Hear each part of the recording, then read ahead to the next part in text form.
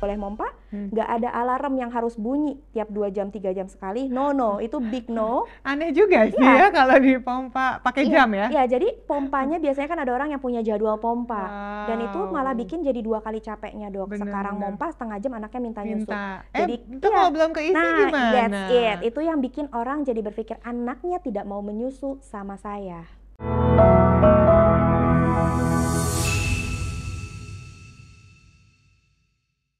Hello lovely people, apa kabar? Semoga semuanya dalam kondisi yang sehat ya.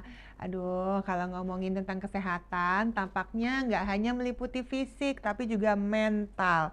Nah, berkaitan dengan mental, beberapa waktu yang lalu kan ada yang namanya pekan menyusui itu ya. Dimana menjadi seorang ibu itu rasanya ada tuntutan yang besar yang harus dimiliki, yakni menyusui anaknya, memberikan ASI. Dan ASI eksklusif itu sebegitu pentingnya untuk pertumbuhan anak dan bayi, tapi kendalanya juga nggak sedikit. Banyak ibu-ibu yang harus menghadapi susahnya memberikan ASI eksklusif dengan lancar, mengalami stres berlebihan, dan berbagai faktor lainnya. Nah, kali ini kita bakalan ngobrol-ngobrol sama Dr. Elizabeth Margareta yang sudah hadir di sini. Hai Dok, apa kabar? Puji Tuhan baik, Dok. Aduh, seneng banget. Panggilannya Dokter Cha ya?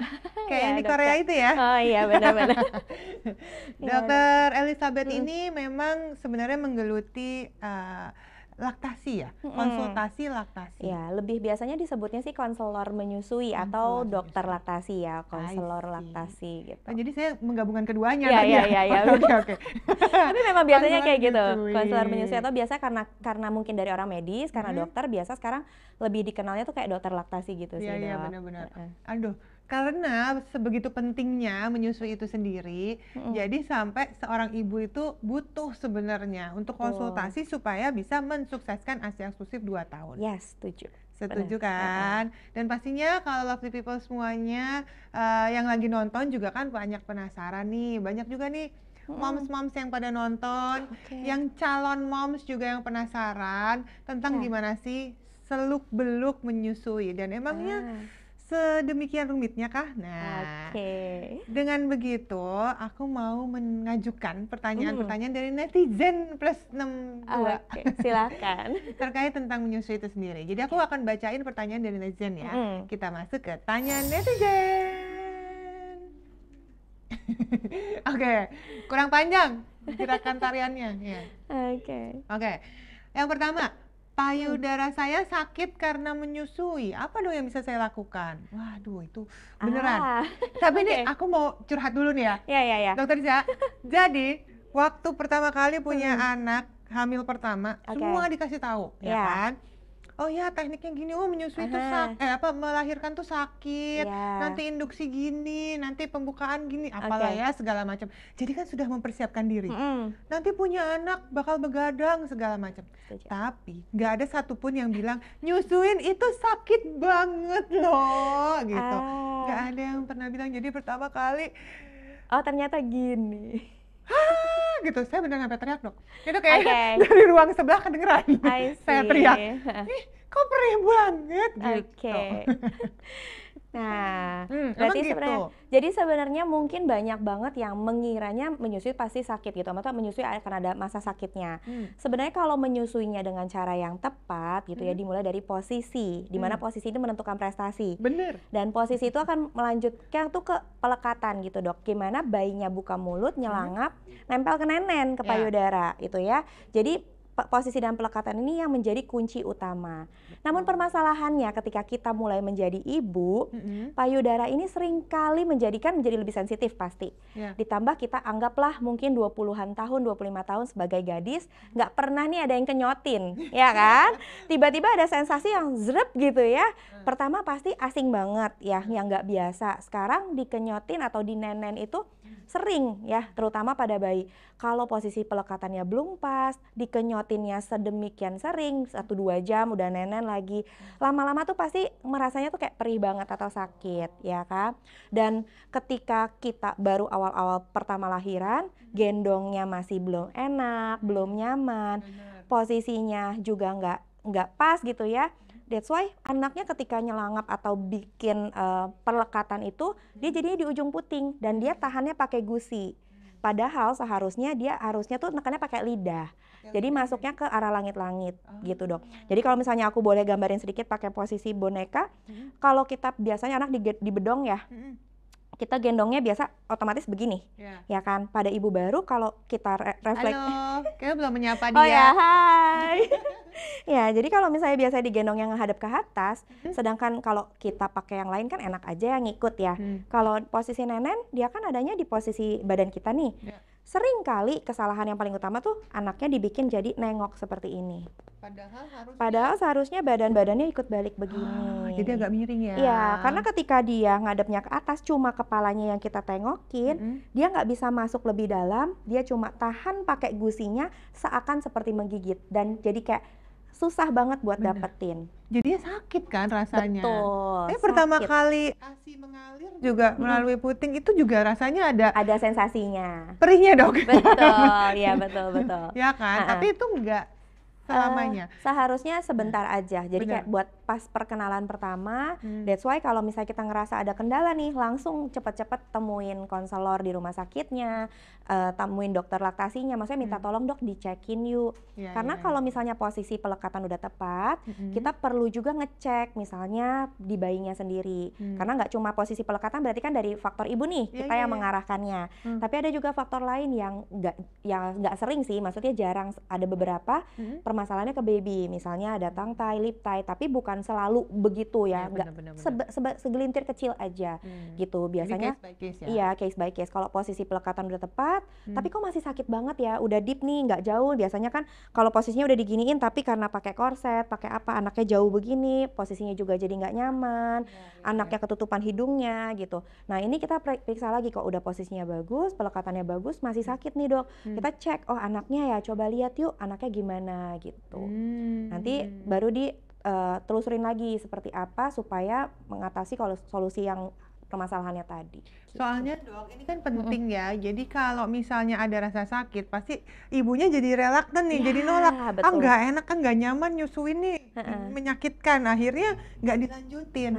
Padahal ada alasannya dan juga solusinya. Betul. Gitu ya. Jadi harus diperiksa apakah ini benar udah tepat belum caranya, perlekatannya, posisinya, dan lain sebagainya. Sesimpel kadang-kadang tangannya juga kejepit di tengah kayak gitu, itu juga sangat mengganggu sih biasanya.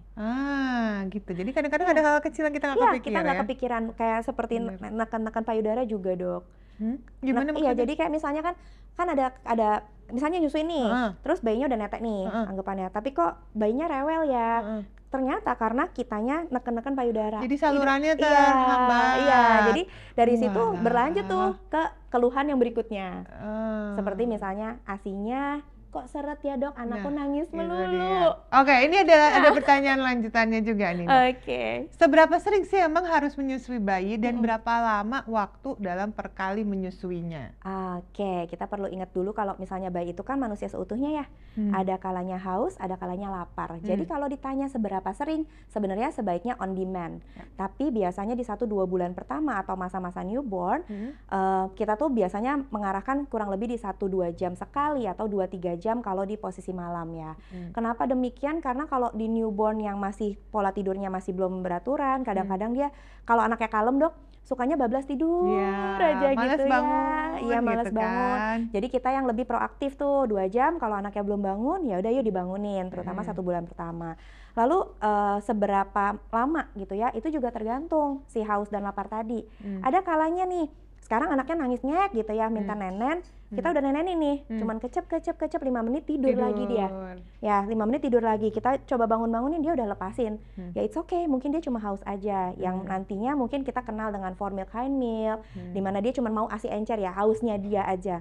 Nanti nggak lama 1 jam kemudian kayak bayinya nangis lagi nih dok. Terus mamanya kayak, loh tadi kan barusan nyusuin, kok nangis lagi ya? Jangan-jangan ASIku yang kurang. Ternyata bukan seperti itu, tapi karena memang, oh sekarang dia mulai lapar. Dan dia mulai nyusunya kayak 15 menit, 20 menit. Atau ada kalanya yang dia nyusunya jadi lebih lama. Karena ada faktor growth spurt yang orang bilang anaknya lagi gedein badan gitu. Nah itu Oh, itu jadi yang rakus-rakusnya iya tuh. jadi rakus, jadi kayak lebih lama atau lebih sering, yang tadinya 2 jam sekali sekarang kok 1 jam sekali minta terus gitu.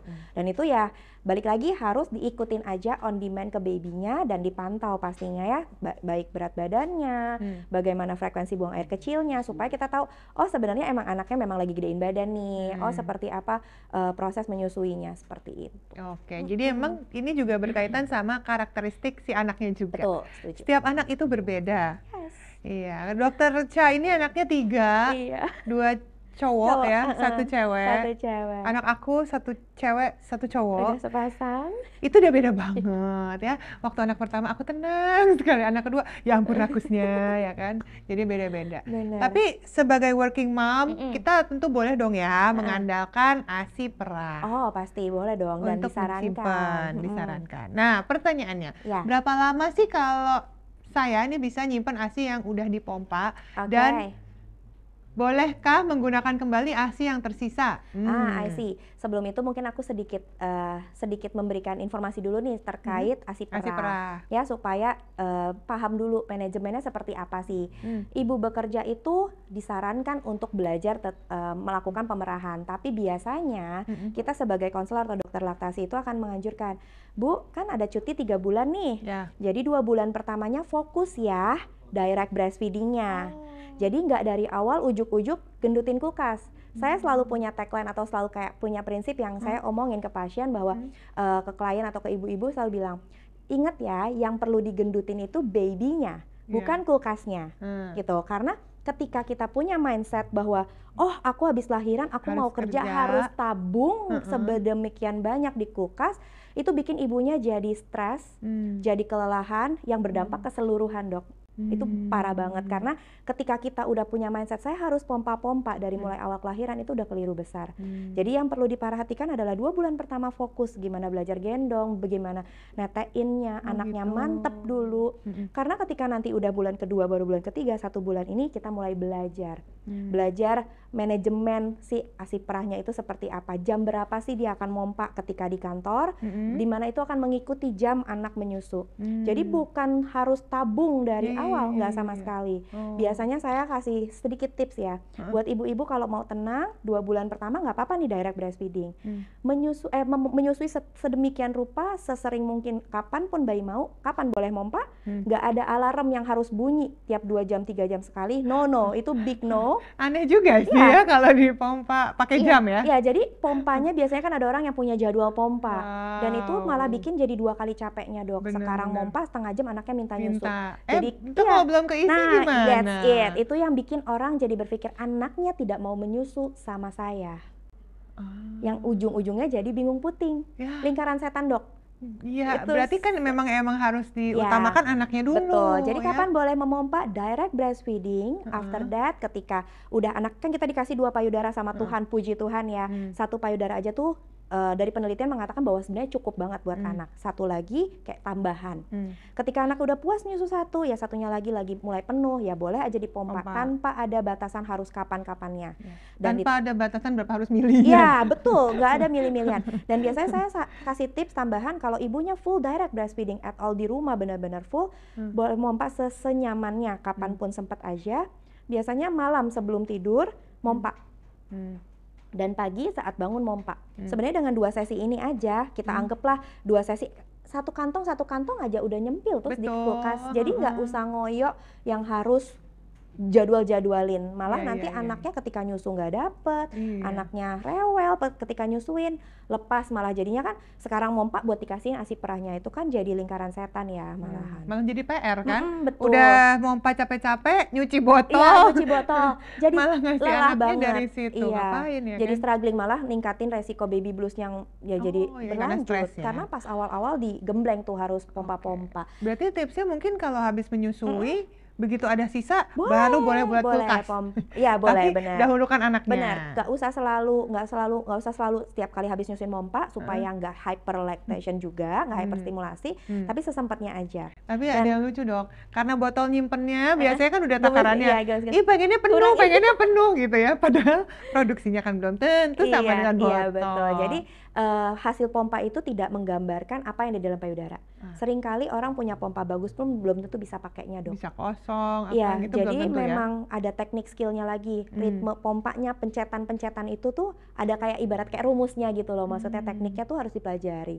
Dan terkait soal simpan menyimpan, ini memang maksudnya nanti biasanya kalau 2 bulan ke 3 bulan atau yang kayak tadi saya bilang habis sebelum tidur ya, kalau misalnya nggak dipakai ya simpan aja, boleh di kulkas gitu ya, di kulkas Di chiller atau freezer. freezer? Ya, freezer, chiller, atau sebenarnya di suhu ruangan itu bisa 4 sampai 8 jam. Oke. Depends on, Dok. Jadi kalau misalnya suhu ruangannya misalnya kamar bersih, terus ada AC, AC-nya on terus, 6 jam juga masih oke. Kita cium aja baunya juga masih fresh. Oke. Gitu. Kalau Cuma di kulkas? di kulkas itu depends juga nih seberapa kosong kah. Chiller itu kan ada sayur, ntar ada minuman kaleng, ada buah. Jangan dicampur Ya, ya misalnya kan? ya. Jangan dicampur ikan dari Ya, pasar gitu, betul. jangan ya. Jadi biasanya kan kalau campur aduk, semakin dia campur aduk pasti semakin banyak kontaminannya ya. Biasanya saya kasih tips, oh kita punya container box nih, jadi plastik-plastiknya dimasukin ke container box baru disimpan. Yang rapat Nah, ya. kalau chillernya juga nggak sering buka tutup, biasanya 3-4 hari masih oke. Tapi kalau sering banget buka tutup gitu ya, 1-2 hari sebaiknya langsung dipakai. Oke. Sedangkan untuk di freezer, depends lagi. Freezer yang tadi dokter bilang, campur ikan nggak, daging nggak, es krim, dan kawan-kawannya. Balik lagi, simpannya dengan rapi, taruh di kontainer. Semakin dia nggak sering buka tutup atau nggak banyak kontaminan, sebenarnya dia masih bisa lebih tahan.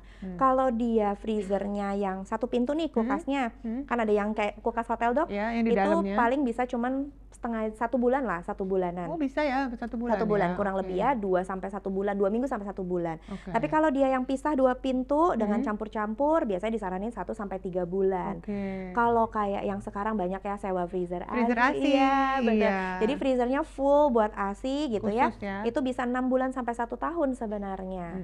Kalau yang deep freezer yang kayak tukang Chest freezer. chest freezer yang kayak buat di restoran gitu, itu bisa lebih tahan lagi. Oke. Jadi sebenarnya depends kebutuhan juga ya. Sebenarnya nggak perlu juga tabung lama-lama sih, karena yang paling baik itu adalah yang mana yang update. Ya, yang paling cepat dipakai. Yang paling cepat dipakai itulah yang sebaik-baiknya langsung diberikan kepada anak. Jadi nggak perlu nabung banyak-banyak, ujung-ujungnya dipakai buat mandi susu, Dok. Gitu. Sayang dong. Iya. Aduh. Atau donor ASI kali Ya bisa boleh ya. donor ASI. Nanti kita Buat udah yang punya bisa. bank ASI ya di Indonesia, Iya. jadi boleh dipakai. Bisa. Dan kalau misalnya ada pertanyaan tadi dokter, kalau nggak salah yang kalau udah dipakai, Iya, maksudnya kalau udah diminumin, dipakai, udah diminum, terus masih ada sisa, boleh dikasih lagi nggak? dikasih lagi boleh. Tapi kalau disimpan lagi sebaiknya enggak. Jadi dikasihlah sesegera mungkin. Ya, jadi intinya ya semakin banyak macam-macamnya, semakin banyak dia perubahan suhu. Termasuk perah aja nih, Dok, perah fresh dari payudara keluar ke ruangan Udara. aja, itu udah pasti ada sedikit banyak yang presentasi yang kurang, maksudnya turun dia punya kualitas dari ASI, karena ASI kan kuantitas dan kualitas ya, kualitas ASInya. Semakin dia dimasukin kulkas, kemudian dipanasin lagi, semakin degrade lagi tuh, turun lagi kan dia. Jadi turun lagi, dan ini penting buat orang-orang yang belum tahu, oh kayak saya misalnya apping mama, saya jadi eksklusif pumping, nggak direct breastfeeding, itu sama saja dengan yang direct breastfeeding, itu berbeda banget tuh.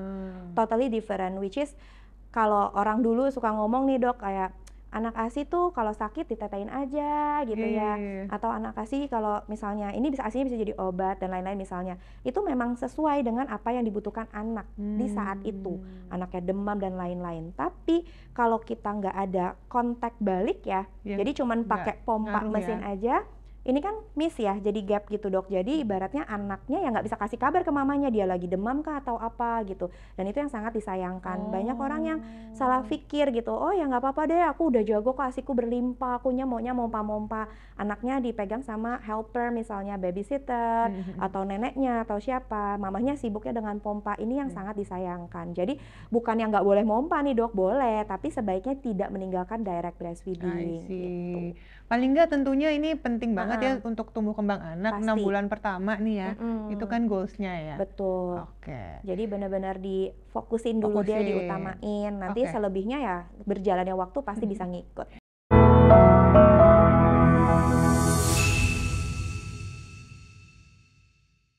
Karena saya tuh seneng banget ya sebenarnya salah satu teknik menyusui yang menurut saya sangat-sangat berguna untuk kedua anak saya, meskipun berbeda ya.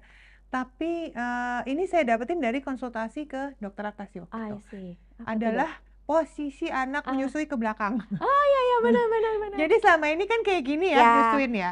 Tapi ternyata yang paling efektif buat saya nggak bikin bengkak, nggak bikin Paling enak. batu ya, terus kosong, sayanya juga bisa ngapa-ngapain, bisa sambil nonton, bisa Iya iya ngapain. iya. Anaknya juga Football. nyaman sambil tidur, football position. Iya.